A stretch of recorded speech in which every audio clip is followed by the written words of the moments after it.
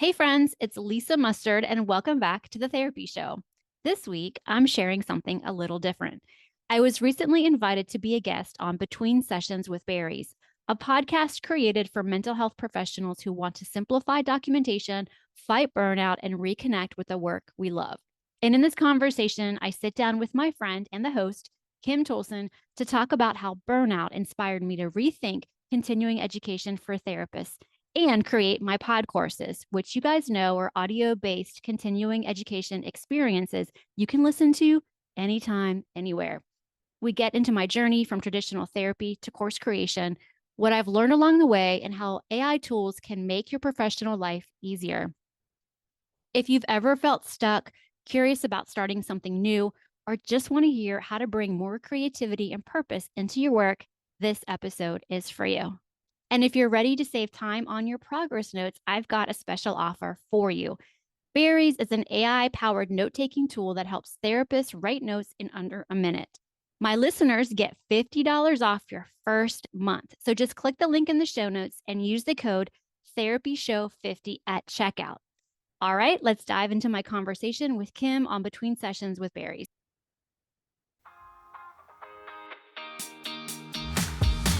You hold space for others every day. This space is for you. Welcome to Between Sessions with Berries, the podcast where mental health professionals have real conversations to simplify documentation, fight burnout, and reconnect with the work they love. Hey everybody, welcome back to another episode of Between Sessions with Berries. Really excited today to have my friend Lisa Mustard here with me. Before we hit record, I was like, gosh, I wish we had time just to catch up because she's such a good friend. I love everything she's doing. But let me introduce you guys to Lisa Mustard. She's a licensed marriage and family therapist, a life coach, CE provider, and the host of a podcast that's shaking up how therapists earn their continuing education. So after feeling unfulfilled in her traditional therapy role, Lisa pivoted, creating audio-based Podcourses and practical CE content that meets therapists where they are. Whether she's coaching high achievers or walking therapists through burnout and reinvention, Lisa's all about aligned action, flexibility, and making learning fit real life. This episode is packed with inspiration for anyone craving more fulfillment and freedom. Lisa, welcome to the podcast. So excited to have you here. Let's just start with take us back to your pivotal moment and what was going on in your life and your career and everything when you realized something had to change and you jumped into this new course CE creation trajectory and all of that. Let's just dive into it. Well, first of all, thanks so much for having me on your podcast. I'm so excited to be here with you and Berries. So let's go back 7-ish years ago, I guess. 2018, 2017, I was at one of my favorite conferences, actually, the Low Country Mental Health Conference in Charleston, South Carolina, which is coming up at the end of this month, by the way. Cool. If anybody needs some CE credits, you can. They're not paying me to say this, but I love it so much. You can get on there and do it virtually, or you can go in person. And Charleston is one of my favorite places in the state. And so I was at the Low Country Mental Health Conference, and I was sitting there in this beautiful auditorium in downtown Charleston, and I was like, I'm going to be sitting here for the next 2.5 days. Wow, I'm in my favorite city.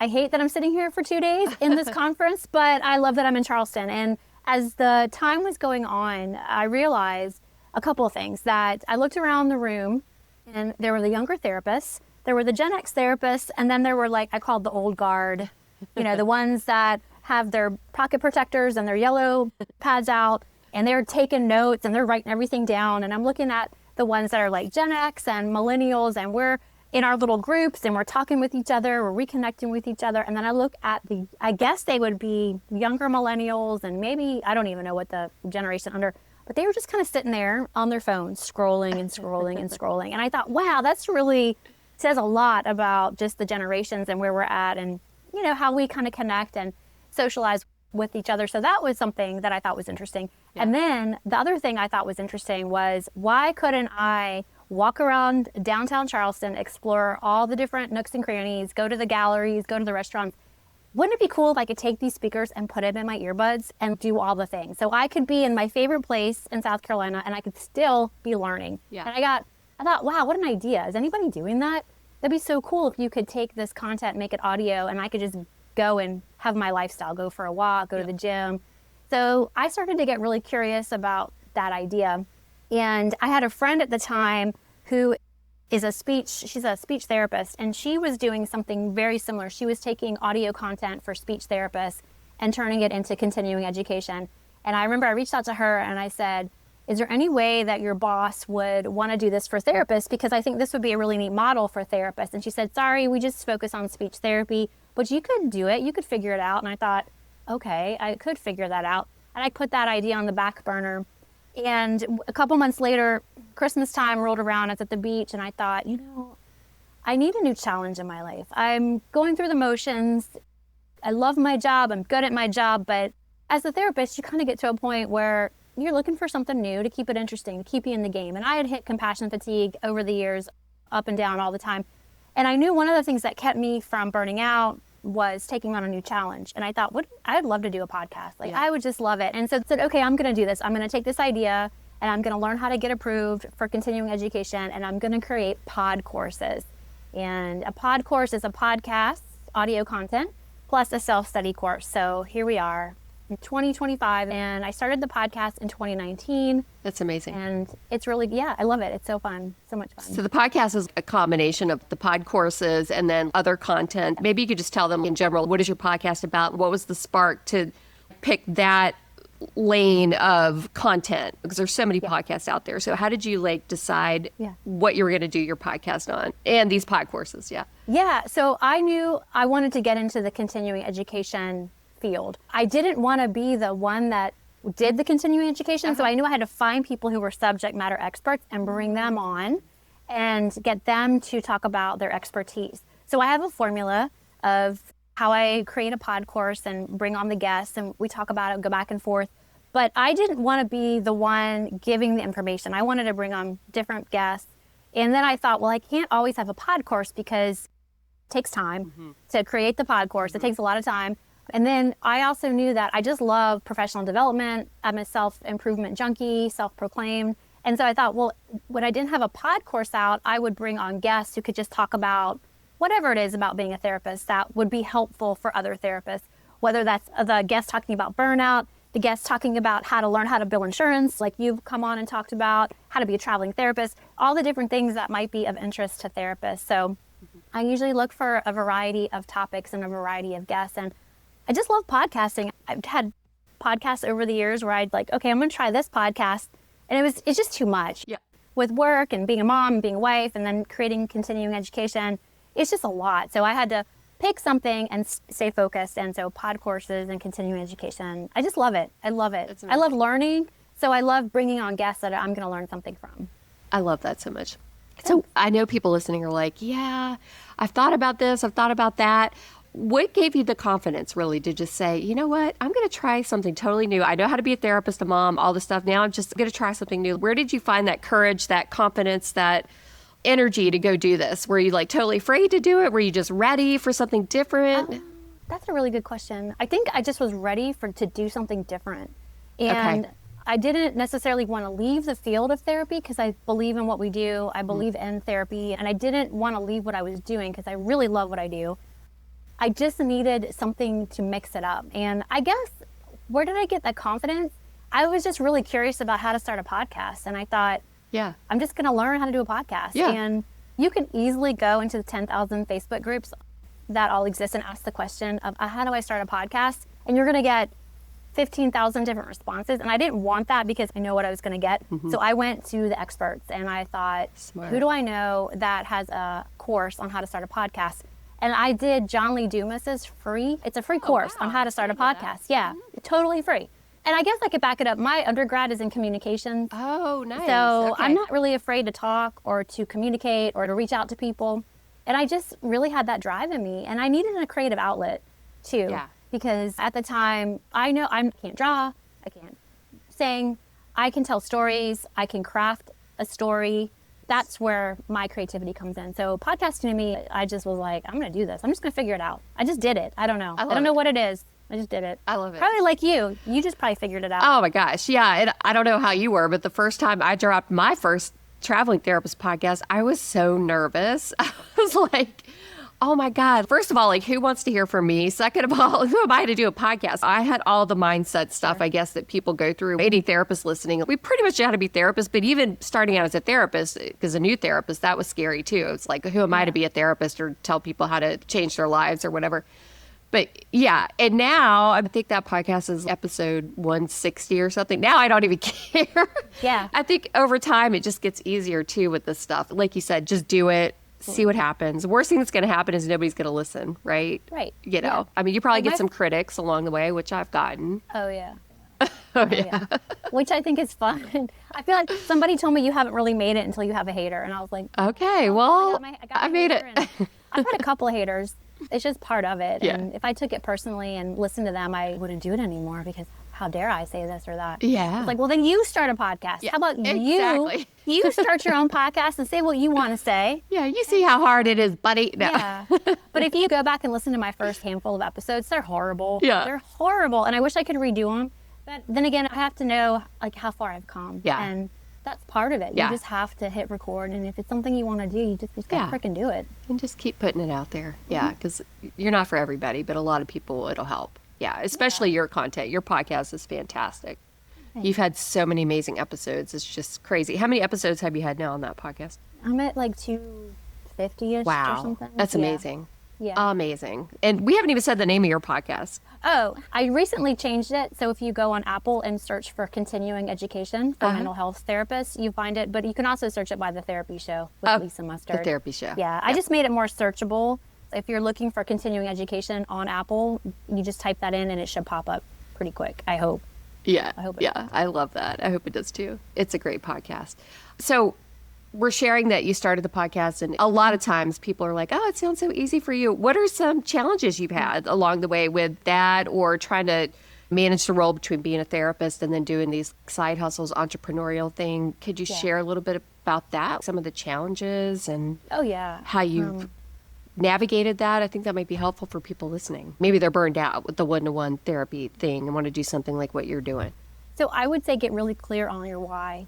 Why do you want to do this? Get really, really clear, because podcasting, there's that whole thing about you get 7 episodes out and then you pod fade, which I've done with other podcasts that I've started. So I understand it takes a lot of time and a lot of energy to get it up and to get it going. So the pod fading thing is a real thing, but I'm really good about time management and my schedule. I have a flexible schedule, but yet I also have a pretty rigid schedule. I don't know how to explain it, because I usually have like 1 day a week that I can be really flexible. So I would have all of my podcast episodes that I would be recording. I'd batch record on that day. Just Smart. to get it done. In the beginning, I had a podcast editor, but I now use Descript. Oh, yeah. And Descript is super easy to learn how to use. If I can figure out Descript, I feel like anybody can start a podcast. So I've been using Descript, and that makes it so much easier. And I've also recently, I've cut back on the amount of episodes I do. Summer gets really kind of busy with work, actually, and then with my kids. And so I don't put out as many episodes in the summer. And when I do have an episode out, it's a pod course. It's not, just bringing somebody onto the show. But That's awesome. Also, I guess other challenges I had, so this is something that is really interesting. And I had a sponsor. I had a really, and I'm going to be completely transparent with you guys. I had a sponsor, a nice sponsor, and they were paying me really well. And when we went back to renegotiate the contract, they were like, we really like you and you think what you're doing is good, but you're not converting for us. And that was a really big lesson for me. And I felt horrible because they're paying me so well and I wasn't converting for them. And I said, I completely understand. And I don't want to take money for something that isn't giving you a return on your investment. They were very kind about it. They were a great sponsor. And so I lost my sponsorship deal. It was a blow to my ego, but I thought, I get it. If I'm not giving them an ROI, they shouldn't be paying me. So since then, I don't really want to take on a sponsor because the pressure of giving them that ROI is something that I struggle with. So instead, I just promote my own Podcourses and my services, and then I do some affiliate marketing here and there. So smart. Yeah, so I think everybody's like, to get a sponsor. And sure, that's really nice, but it just didn't work for them and it didn't work for me. And I learned a lesson on how to create and produce a podcast. Yeah. And then you've actually helped me with that a good bit, just conversations we've had. It's a lot of work to convert to those services. It's tough. You have to really focus on it and you have to be very strategic. And I guess I just thought, well, if I just keep putting out my content and I keep talking about them, it'll convert. There's more to it than just that. So. There is, and not to go totally down the rabbit hole, because I don't know most of you listening like are at that place where you're trying to like get sponsors for products and stuff, but eventually that's what happens when you build other income streams. That's an ultimate goal, to have somebody sponsoring you or paying you to advertise their content that you resonate with. But it's really hard because a lot of this stuff isn't measurable. Like you can hear the sponsor's name on the podcast and maybe you go look at their stuff, but it's not reflecting in the return on investment for the company a lot of times. So it's hard to measure your actual impact. If somebody hears an ad and they go Google it somewhere, the company's not going to know. It's super hard to like prove that you're sharing the product and that people are like actually using the product because of you. So I totally relate to that so much. Yeah. That was a tough of failure, I guess, if you would call it that, or a challenge. Yeah. And then the pressure, it feels like so much pressure. If you wanted to take a summer break, maybe you can't because you've agreed to have this many episodes a month or whatever with the sponsor. It gets kind of complicated. Yeah. Absolutely. I just thought, oh, wow, I've got a sponsor. I'm getting money. I'm earning. And I was so excited. And I was like, wait, I am responsible to them for something. And that was a big lesson. Yeah. Big lesson. I love that you shared that. I really do. Okay. So let's just switch, because I would love to just talk about the Podcourses for people listening. And what makes that format so helpful, you think, for busy therapists? And how did you design them to work with real life schedules for therapists? Because I think the only thing we don't have is time, right? We have the capacity to learn, but we don't have time for it. That's just it. I mean, how many of you guys out there are so tired of sitting in front of a screen to get your training done? Like, I am so tired of it. But if I can listen and go on a walk, that for me is the best. So you can knock out a pod course in an hour, and you can listen on double speed if you have to, and knock it out in 35 minutes, which I think that's kind of how I listen to things nowadays. I just speed it up a little bit. But I just was like, I want it to fit my lifestyle. I don't want to sit in front of a screen anymore. I got other things I'd rather be doing. I got to make dinner. I got to do laundry. I want to go on a walk. I want to be, I got to commute. I have an hour between sessions. Why can't I learn something in the pockets of my day? So that really is why I love Podcourses. And what was the other part of the question? I'm sorry. You basically answered it. Like the format is so helpful. I'm obsessed with audiobooks, right? I go through like 5 audiobooks a week, but I'm always doing something else because I feel like, I don't know if it's a problem or what, but I always feel like I have to be doing 2 things at once because there's so much to do. So I love, like you're saying, exercising, just doing other things while I'm listening. I just think it's the best format ever. Like I haven't read a book in 15 years, so, which is bad to admit, but it's true because I just need to do that multitasking. I need to like fit it all in. So I think it's just a genius format because I hate having to sit and watch an hour of a CE training. Like it's awful to me. Anyway. Well, that's it. Like when I was at the Low Country Mental Health Conference, I had to sit there for 8 hours. I was like, oh my gosh, this is torture. Like I love this conference and the content, but can we just put it in my earbuds and I can just go walk the batteries? Why can't we do that? And I will say that my pod courses, so they're 1 hour, 1 contact hour. You're not going to learn EMDR. You're not going to learn IFS. You might get an overview of EMDR. You might get an overview of IFS. But what I like about it is if you've ever thought that maybe you want to learn about IFS or you want to learn more about OCD, but you're not sure you want to commit to the full ERP, you can listen to a pod course by an expert psychologist who is trained. I have 2 actually on there that are trained in ERP, and they introduce you to it. So you can listen and decide, and you can listen for free, y'all. You don't have to purchase the pod course to get the content, because all my pod courses are just released through the feed. So if you're just curious about the information, you can go and listen. If you decide you want the contact hour, then you can purchase it, take the self-study quiz, and then be done and download your certificate of completion. So I have an hour of content, and then you can decide, well, ERP does sound like something I want to go get trained in. Well, there you go. You just get the intro credit and you've learned something, and maybe you've broadened your therapy skill set. So I think that's important to know too. You're never going to get Gottman training on a pod course, but you might get an intro to it, so you can decide if that's something that you're interested in. No, I love that. And therapists listening, you're always looking for experts to come on and do these pod courses and offer them to people out there. If you're an expert trained in something. So reach out to me. Feel free to send me an email. it's good marketing, really, as an expert. It's authority. We talk about that sometimes on this podcast and other places too. It's good authority building to say, like, gosh, I've created and offer a CE-based pod course through the Therapy Show with Lisa Mustard. Yeah. One of my favorite guests, he is a professor, and I love his stuff. He is able to use that as part of his CV. So when he's reaching out to present at conferences, he can say, hey, I presented on this. And so he has like an example of his work. Yeah. So I think that's really cool too. It's like a launching pad for some people that they can then kind of bolster to the next level. So I love that I can help other therapists, I love that too. Get to where they want to be. Now, not every topic is going to be something that I'm going to be open and interested in. That's true. But if you have an idea, then feel free to send me an email, which is lisa@lisamustard.com. Okay, so just shifting a little bit, you mentioned Descript, and part of what we do on this podcast is talk about AI tools and ways to make our lives easier. So can we just talk about Descript? Because I love it. I use it for everything. So maybe we could get a little more detailed about how you use it for your podcast. I think it might be helpful for somebody that's like, I don't want to hire a podcast editor, but I'd love to just put a podcast out. Could you share a little bit about Descript and what it does for you? I think that'd be helpful. Sure. So I'll walk you through my process. And and this might be helpful because a lot of people are like, how do I even start a podcast? So like right now we're using Riverside. I use Zoom. So I record all of my episodes on Zoom, and I have the paid version of Zoom. And so whenever I'm done recording, I download all of the different files to my computer. Then what I do next is I upload the video to Descript. So I go into Descript and I create a new project. I create a new video project. And then from there, I do the basic editing because I'm not an editor.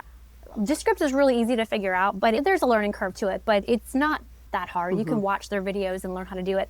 So once I have it edited down, I'll then take the transcript, cut and paste the transcript into ChatGPT, and then I say, ChatGPT, here's my transcript. I need to put this on Apple. I'm going to release this as an episode. Give me the highlight. Like I just ask it to do a bunch of things, and then I refine it down to the podcast description for that episode. And then I also use it for creating the sales page. I also use it for creating the question, because before I had AI, I would listen to the podcast over and over again, Podcourse, and then get questions. So I would use it for creating the questions, and I have a format that I ask it to create questions, and I don't want to give away my format. No, don't give it away. If anybody really wants to know, you guys can proprietary. No. Yeah, it's proprietary. So that's nowadays, and then I always make sure the questions, of course, match the content. I'm making sure everything is correct. Yeah. So I get my questions from there. Sometimes I have a hard time with the resources and references and formatting them, so I ask it to do me an APA format of the resources. Oh, smart. And I mean, it just makes my life a lot easier. It saves me so much time. Yeah. I'm not doing anything that probably people haven't thought about using AI for. I'm sure there's lots of things that I haven't thought about using it for. But that makes my life a lot easier. And I did create, and you helped me with this, I did create my own GPT for continuing education. Nice. It's private right now, and I'm trying to decide what to do with it, because I think a lot of therapists out there, they have the basic questions. If you're so tired of asking in Facebook groups and you're just like, everybody's got their 2 cents, I mean, you can get on ChatGPT and ask it how to do something. So I don't know what I'm going to do yet with that GPT. It's private right now. And I guess I could share it here too. I'm getting ready to launch a GPT hub of private practice GPTs that I created that are like badass GPTs. But basically what I've done is password protected all of them. So I can teach you how to do that, or anybody that wants to reach out to me. Password protect the GPT. And then basically what you do is you share it. You share it like in a membership model or behind a paywall even. Because what happens with GPTs is once somebody uses it, it opens it up in ChatGPT and they have access forever. But if you password protect it, basically what you can do is password protect it, and then you can duplicate the GPT in 3 months. So it duplicates the GPT, you change the password, you delete the old GPT, and people no longer have access to that GPT. And that's how you keep it under a paywall, basically, and people being able to use it and keep it protected, if that makes sense. So just telling that to everybody out there that has a great GPT that you might want to monetize. That's a way to do it. I'm doing it in this huge hub that I'm releasing like a week. So I'm excited about it. I feel like every time I talk to you, you're like, oh, I'm doing this. I know. I'm doing that. I need to stop it. Well, it's so inspiring, and it just helps me think outside the box. Yeah. And I know that therapists out there are really scared of AI. It's going to take over our careers. I don't think that's the case. I do think eventually insurance companies are going to have the first line of defense be some type of AI, FDA approved, some type of AI chatbot. Yep. And for those who their symptoms decrease, then they're going to say, okay, now you can go to talk therapy. So I do think that's coming. So I think that if you are worried about it, really hone your skills on a certain niche, because eventually you can become the go-to person. And I'm finding out from other therapists that ChatGPT is now recommending therapists in ChatGPT based on the branding and based on the reviews that they're getting locally through Google, through Yelp, whatever. So I just find that fascinating that ChatGPT might be recommending you as the expert in that area if you are positioning yourself correctly. I just find that like fascinating. No, I do too. In fact, I have a post coming out on Instagram, I think tomorrow or Thursday, about AEO. So it's Ask Engine Optimization versus SEO. And that's how people are getting themselves to show up on ChatGPT. And it's pretty in depth, and we should probably have an episode of it on here, but it's basically like now on your blog post, if you're starting your blog post out with asking questions, like how we ask Google or how we ask ChatGPT, and having that already on your website, on your blogs, and that sort of thing in the Ask Engine Optimization mode instead of SEO mode, that's how ChatGPT is picking up on people's information more effectively. And it's super detailed, but that's a little just like brief overview of it, yeah. Man. Yeah, crazy, I'm telling right? you what. That is crazy. I know. I'm so glad we have Kim, who is like this advocate for therapists and AI, because I mean, I wouldn't know any of this stuff. And I think we're all so busy doing our work that I'm grateful that you have such a passion for this topic. It's not going to go away. It's like my husband says, once you figure out how the world works, you have to align yourself and pick your direction. I don't necessarily love the idea of AI, but at the same time, it's like, you can't stop it. We need to learn how to use it if we want to thrive. Not just survive in this field, but thrive in this field. So I think what you're doing is super helpful and amazing. Yeah. Thank you. Yeah. These are the conversations that we're having and texting, and we're chatting with each other. And so I think it's important that we talk about it. Yeah. For sure. And I'm using it in my continuing education. It helps so much. It helps with the podcast. It helps with saving me time. The only thing I don't really do with it is create social media content because I'm just so burnt out on social media that I don't even get on. I took Instagram off my phone. I took Facebook off my phone. I need to take Twitter off my phone. I mean, it just, I just don't want to even look at it anymore because it's so divisive. And I want to get on there and be uplifted. And it shows me all the stuff that it wants me to be divided out on. And I'm so sick of it. I totally agree with you. It's so hard. It's so hard. I have to really limit it. And unfortunately, I need to use it for my business mostly, but it's tough these days being a therapist, especially in the therapist Facebook groups. It's like, oh my gosh, they're toxic in a lot of ways. So it's hard. Toxic. Toxic. If they don't like your values or if they don't like who you are, you're just being yourself, helping people, going about your business, promoting what you do. If they don't like it, they think they have the power to tell you how you should market and what you should believe. Exactly. Now, what kind of therapist does that? Exactly. That makes no sense to me. I could not agree more with you. Yeah. For sure. Anyway, we could go on and on and on about that. Like off the top of your head, what are like your best-selling pod courses, the ones that people love the most? We didn't talk about that before, but I'm just curious. Like what would you say are the best ones or your favorite ones? So I have to look at my website because I now have 28, y'all. Oh my gosh. And we can't forget that each pod course right now is $5.